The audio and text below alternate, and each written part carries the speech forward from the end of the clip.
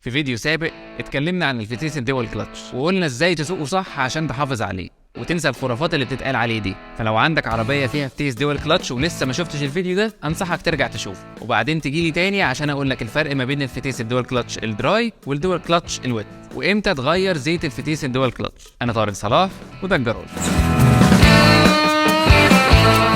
بص، هو من اسمهم كده الدراي جاف والويت مبلل، بس مش معنى كده ان الدراي ما فيهوش زيت او العكس. زي ما اتكلمنا قبل كده في الفيديو اللي قلت لكم ترجعوا تشوفوه، ان الفتيس الدول كلاتش عباره عن فتيس مانيوال راكب عليه طقم دبرياج زوجي، دبرياج منهم ماسك الغيارات الفردي والتاني ماسك الغيارات الزوجي. الفرق بقى بين الويت والدراي ان الفتيس الويت الكلاتش بتاعه، او لو قلنا مجازا يعني الدبرياج، بيبقى فيه تبريد بالزيت، يعني بيوصل له جزء من زيت الفتيس عشان يبرده، على عكس الفتيس الدول كلاتش الدراي او الجاف ما بيبقاش فيه تبريد بالزيت، وده اللي بيخليه يسخن ويتأثر ويبوظ بسرعه. بس زي ما قلنا لو اتبعت طريقه السواقه السليمه اللي قلنا عليها في الفيديو اللي فات، المفروض ان انت ما تواجهش اي مشاكل. نيجي بقى لتغيير الزيت بتاع الفتيس الدول كلاتش. مبدئيا انا رايي في الفتيس ده عمره ما هيتغير. فتيس سريع جدا، خفيف، نقلاته سريعه، بيوفر بنزين، وصيانته سهله وبربع جنيه، مش معقد زي الفتيس الاوتوماتيك العادي. والاهم هي مصاريف تشغيله مقارنه بالفتيس الاوتوماتيك. فلو افترضنا مثلا ان الفتيس الاوتوماتيك العادي بيتغير له زيت بمعدل كل 50,000 كيلو،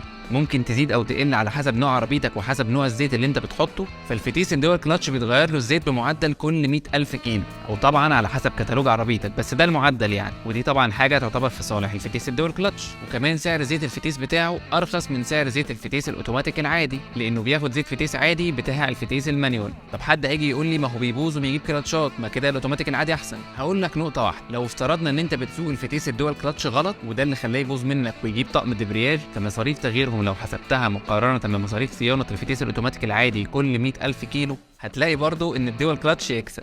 يا جماعه انا من انصار الفتيس الدول كلاتش، ونفسي كل العربيات اللي نزلت واللي هتنزل تنزل بالفتيس ده. فلو انتم متفقين معايا قولوا لي في الكومنتات، ولو عندكم اراء تانية شاركوها معانا برضه. وما تنسوش اللايك والشير والفولو، ولو انت على اليوتيوب ما تنساش تعمل لايك وسبسكرايب وتفعل زر الجرس.